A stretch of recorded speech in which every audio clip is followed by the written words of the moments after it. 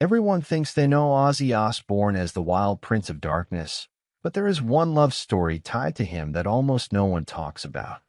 It wasn't a groupie, it wasn't a fling after a concert, and it wasn't supposed to happen at all. This was a forbidden romance with rock royalty that could have destroyed friendships, marriages, and legacies if it ever fully came out. Ozzy Osbourne did not grow up believing he would become a legend, and that detail matters more than most fans realize, because his hunger for connection came from a lifetime of feeling overlooked, misunderstood, and emotionally exposed long before fame ever entered the picture, and when success finally arrived, it magnified those feelings instead of fixing them, turning every relationship in his life into something intense, fragile, and dangerously personal. When Black Sabbath exploded onto the scene, Ozzy was suddenly surrounded by money, attention, and constant temptation. But what stayed hidden behind the screaming crowds was a man who desperately wanted to be seen as more than a voice or a persona, someone who wanted emotional safety in a world that never slowed down long enough to offer it. And this vulnerability quietly shaped the choices that would later lead him into one of the most forbidden romances rock history never officially recorded. Rock royalty in the 70s was not a distant elite. It was a tight inner circle where everyone knew each other's secrets, marriages, addictions, and weaknesses, and in that world, lines between friendship, loyalty, and desire blurred easily, especially when people spent months on the road, far from home, living in hotel rooms that felt temporary and unreal, creating emotional bonds that felt deeper than they probably should have. The woman at the center of this story was not just famous, she represented stability, elegance, and credibility in a chaotic industry. And being close to her meant stepping into a space Ozzy both admired and feared, because she belonged to someone else, someone whose name carried enormous weight in rock history, making any emotional step toward her feel like a betrayal before it even happened. Their connection did not start with flirting or desire, but with conversation, the kind that stretches late into the night when everyone else has passed out or moved on. And for Ozzy, those talks felt like oxygen, because she listened without trying to fix him, judge him, or control him, something he rarely experienced in his personal life at that time. Ozzy was already struggling with his marriage, his addictions, and his sense of self-worth, and while Sharon fought to manage his career and survival, emotional intimacy was often sacrificed in the process, leaving Ozzy feeling like a project instead of a partner, and that emotional gap became the opening where this forbidden bond quietly slipped in without anyone fully noticing. She saw Ozzy not as a liability or a problem, but as a wounded artist, someone carrying pain behind the humor and madness, and that recognition alone created a powerful emotional pull, because Ozzy had spent years being managed, medicated, and corrected, rarely being understood on a human level, and that kind of understanding can feel intoxicating.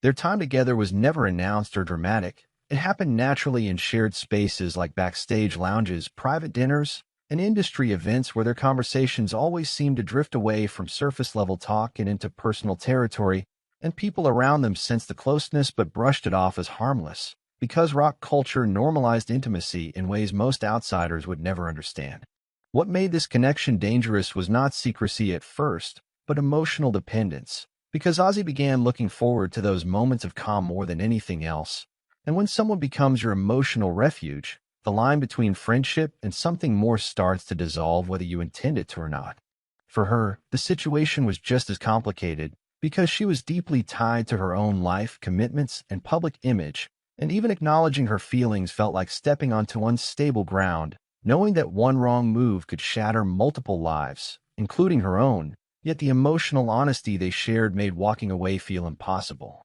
Ozzy later described moments in his life where he felt pulled in two directions at once, and this was one of them, because part of him wanted to escape responsibility and follow emotion, while another part understood the devastation that choice would bring, and that internal war played out silently while the world continued to see him as reckless and carefree.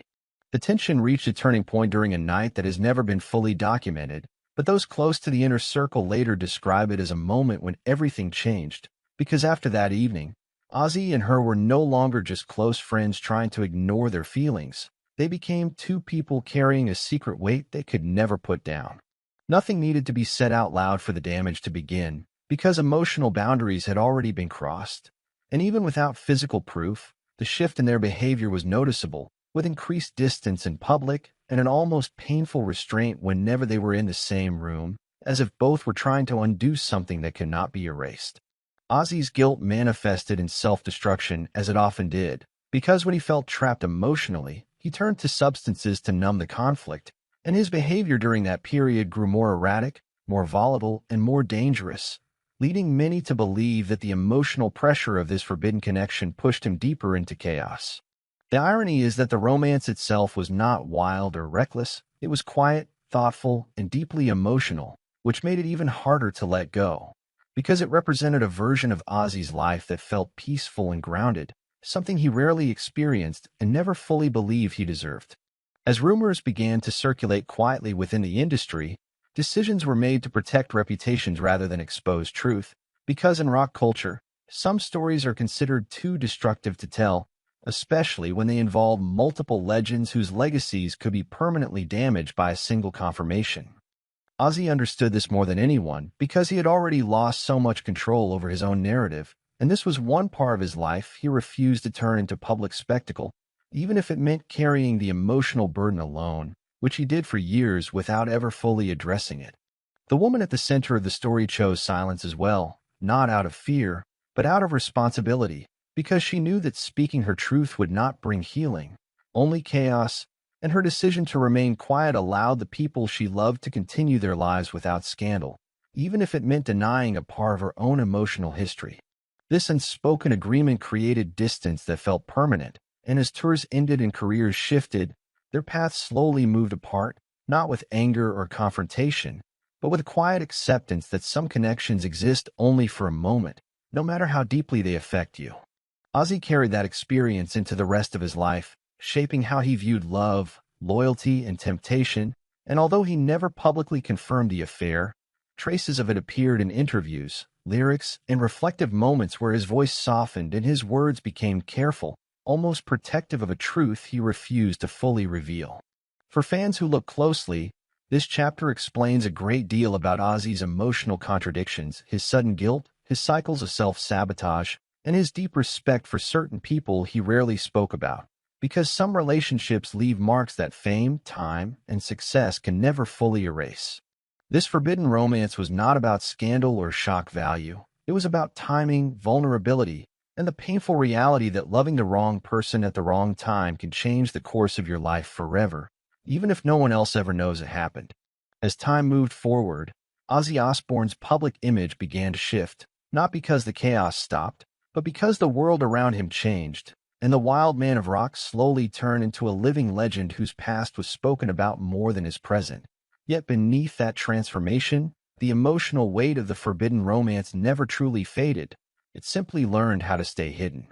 Ozzy often joked about forgetting things, about his mind being scattered from years of excess, but there were certain memories he never laughed about, moments he avoided revisiting because they carried feelings he could not afford to unpack publicly, and this secret connection was one of them, locked away not by shame alone, but by a deep sense of responsibility. What many fans never understood was that Ozzy did not regret love itself, he regretted timing, because if circumstances had been different, if lives were not already intertwined, the story might have unfolded in another direction, but reality does not bend for emotion, and Ozzy knew that choosing desire over duty would have destroyed more than just reputations. As the years passed, Ozzy became more loyal to Sharon in a way that surprised many people, and some insiders believe that this forbidden romance was the reason, because once you stand on the edge of losing everything, you either fall or pull yourself back, and Ozzy chose to pull back, even if it meant living with unanswered questions for the rest of his life.